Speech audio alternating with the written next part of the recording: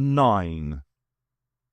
It was like this on Androzani, thought Perry dizzily, as she and the doctor tumbled through the door of the TARDIS.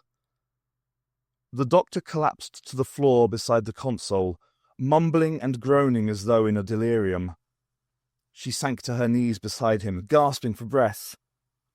It had been a desperate effort on her part to help the doctor in his confused state back to the TARDIS, half carrying him much of the way. But somehow she had made it. In between gasps, she had managed a shaky smile, purely for her own benefit. Sure puts your priorities in order, she told herself, when the person you've come to rely on most in the world, make that the universe, is in trouble. You tend to downgrade trivial personal problems like... Gingerly, she pulled up one shirt sleeve and tried to view the patch of feathers on her forearm dispassionately. They were very smooth and fine, a deep warm brown with a faint iridescent sheen. I suppose they'd look okay on a bird, she acknowledged. But it's me they're growing on. Again.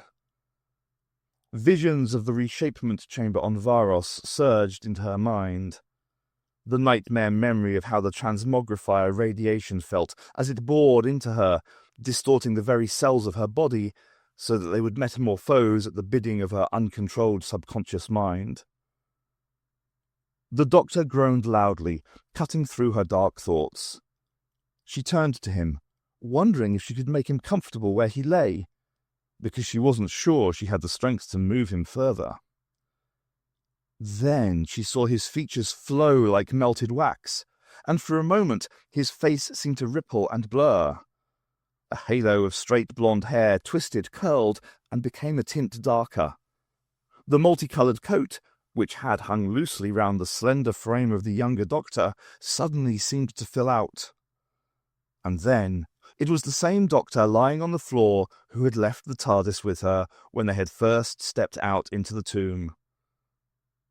His eyes flickered open, and he stared up at her, frowning. "Why am I lying on the floor of the control room?" he inquired tersely. "Don't you remember, Doctor? We were out on the temple roof, and you changed." The doctor's hands flew to his face, probing his features anxiously. "Not again," he moaned. "No, I mean you changed back to the way you had looked when I first met you, and you got terribly confused, and I had to help you down from the roof. But just now you changed back. No, I guess I mean forward again to what you were before. That is, today. Oh, hell, what I mean is, Doctor, that you're back to normal again. Leastwise, as normal as somebody like you can ever be." The doctor sat up, cautiously feeling his limbs. "I believe I resent that last comment." Recollection suddenly dawned, and he turned a concerned face to her. "Perry, your arms. The feathers." She held up her arms with the sleeves pulled back. "Still there, I'm afraid." With a little what-the-hell shrug, she pulled open her shirt dramatically and peered down. "Still feathers there, too. But I don't think they've spread further, have they?" She looked at him desperately for reassurance. Then suddenly her nerves seemed to fail, and she wrapped the shirt tightly about her again, and rocked back on her heels, eyes screwed shut. "Why, Doctor? Why has it happened to me again? Is it anything to do with where we are, and what happened to you?" Tears flowed down her cheeks. "Doctor, I'm frightened." The doctor got to his feet and helped her up in turn.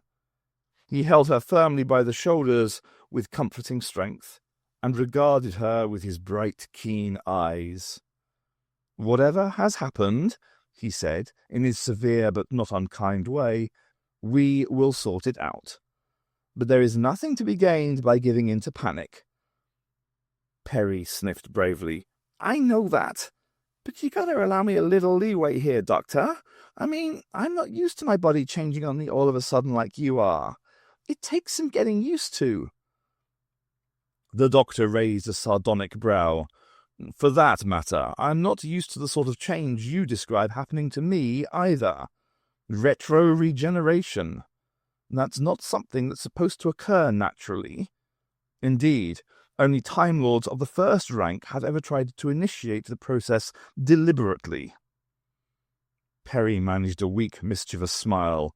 Oh, so tell me just what rank are you, Doctor? He frowned at her with mock severity. I can see your sense of irreverence has not been affected by your experience. More's the pity. The doctor pulled up the Sheraton chair next to the sea chest, and they sat down. What has happened to us, he continued, switching to what Perry thought of as his lecture mode, is clearly linked in some way to the energy flux tube which altered our course, the breaking of the link with the Eye of Harmony, and the trace energy field I can still detect. But why should any of that make our bodies go haywire? Because there are particular types of hyperspatial stress or frequencies of radiation which, if applied in the right circumstances, can destabilize the physical forms of objects, as you learned on Varos. Indeed, Time Lord physiognomy takes advantage of this potential instability at certain times. Now, travelling in a dematerialized state, as the TARDIS does, can make you even more vulnerable to such events, which is why one of its functions is to project what you might call a morphic field, to protect not only its own pattern, but also those of its passengers. Unfortunately, during the power loss, we must have been exposed to just such destabilizing conditions. And now, without power to boost the TARDIS's shields and stabilizing fields, and isolated in some way from normal space, we remain in an unstable state. But why have we changed the way we have? Our bodies are seeking a new point of stability, or at least a point of least instability. For a Time Lord, that is his former incarnation. Why not into a totally new body? Because there has been no actual trauma to trigger normal progressive regeneration. And me? Subconsciously, you still hold the memory of the Varos transformation within you. That alone may have been sufficient in these conditions. Remember, we also arrived on Varos short of power. By association, that may have influenced the manner of your change. Also, the natural unconscious desire to escape from the confines of this tomb. Yeah, to be free as a bird. Some joke. But look, things do seem to have steadied up now we're inside again. I'm not getting any worse, and you've snapped right back. Only temporarily, I'm afraid. If we went outside again, the process would resume, probably more rapidly. And when the power in here finally dies, the stabilizing effect will be gone too. Perry looked alarmed. How long have we got? At this low level, a few hours, no more. So, the first thing we've got to do is get some power, right? That would improve our situation considerably. Well, we know Rome has electric power. Can you tap into some of that? Possibly, but it'll need a considerable amount to charge the system sufficiently to initiate mass conversion.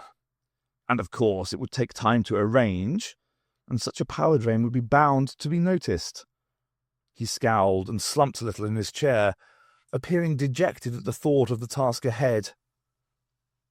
Perry gestured at the dark and gloomy control room, dotted with the glow blobs she had stuck to the walls. But what can we do now?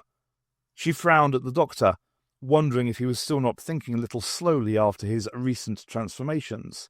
Come on, Doctor, she urged. Don't be so negative. There must be a way of grabbing power from somewhere. The doctor scratched his head, then suddenly exclaimed, Of course! The transductor cells. Sounds like a lame-brain pop group to me. What are they? The doctor, mercurial as ever, had sprung to his feet beamingly and radiating a new sense of purpose. You'll see, he said enthusiastically, and, picking up a torch, he disappeared through the door into the interior of the TARDIS. A few moments later, there came the sound of a very large storeroom being turned out.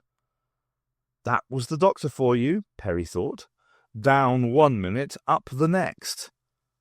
It didn't help, of course, that the TARDIS was like an infinitely capacious attic room, packed with treasures and curios gathered over hundreds of years, which had been sorted away and forgotten about. She wondered if he ever got around to spring cleaning, or perhaps one day he would hold the ultimate garage sale. The Doctor returned, carrying an armful of black, disc-shaped objects, vaguely reminiscent of World War II limpet mines. "Transductor cells," he announced proudly. "They can be adjusted to absorb energy over a wide spectra and transmit it back to the TARDIS via a hyperspatial loop. I'm going to set some of these to act as solar absorbers, like solar power cells." "Precisely. Then we only need to place them on the roof of the temple, and we can start drawing power. Not much, of course, but it should maintain the status quo." "Hold on, Doctor." Perry was frowning. "These gizmos sound okay, but if we have to go outside to set them, we'll just continue changing. I'm not going to drag you back here again." "That problem had occurred to me," said the Doctor reproachfully. "I'm going to make portable morphic resonator units for us to carry. These will link us to the TARDIS, and should maintain our present patterns." "Well, that's great. How long will they take to make?" "Oh, only a couple of hours." It was Perry's turn to look reproachful. "Can you guarantee we've still got a couple of hours of power left? What happens if you go retro again before you can finish the job?" She took a deep breath, as though gathering her resolve. "Perhaps it would be sensible if you tell me what to do, that I take these things outside alone, while you get right on with building these resonator units." The Doctor looked doubtful.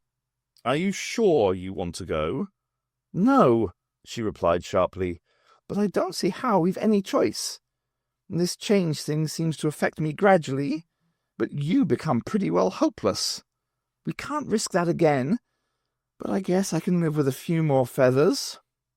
"Your reasoning is impeccable," he conceded, smiling gently.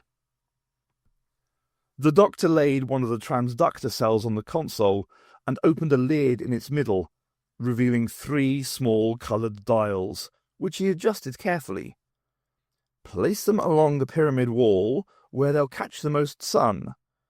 When they are in position, twist the centre section clockwise through 90 degrees like this." A spray of ribs extended from around the edge of the disc like an unfurling flower, spreading a fine black mesh between them. Then the unit is activated. Perry nodded. "I see. Okay, let's get on with it. You should be able to carry 4 cells. Remember not to spend any more time setting them than you must." "Doctor, I assure you, I won't be hanging around to admire the view. I'll be 10 minutes tops.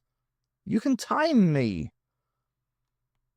Perry was back inside the TARDIS in under 9 minutes. She had placed the cells without incident, but she was carrying her boots, and her feet were bare. The Doctor noticed there were thicker, feathery growths around her ankles and extending up her calves, and her toenails had started to extend and curve to form talons. "I guess I'll just have to find some open sandals for the time being," she commented, with slightly brittle levity. "Is the power coming in okay? The console sure looks brighter." "It is. Thanks to your efforts, we can maintain the present minimal functions indefinitely," the Doctor confirmed. "But we're still a long way from building up the reserve we need?" "A very long way. But it's a start." "How many more of the cells are there?" 6. I thought I'd put out 4 more on the roof when I finished the resonator, and save the other 2 for some more concentrated energy source, if I can find one. "Hey, you're making up 2 of those things, remember? We're both going outside." The Doctor looked uncomfortable. "Unfortunately, I can only find enough components for 1 unit. I seem to have let the spare part stock run a little low." "You mean I've got to stay cooped up in here alone?" "I'm afraid so. In any case, I don't think local costume would suit you now. You'd have to be conspicuously overdressed now to conceal your abnormalities. Well, thank you for putting it so delicately, retorted Perry bitterly. She pressed her fingertips to her forehead for a moment and sighed heavily. Sorry, Doctor. Please, just go out there and do whatever you have to for us to get back to normal again. And whatever it is, do it quickly.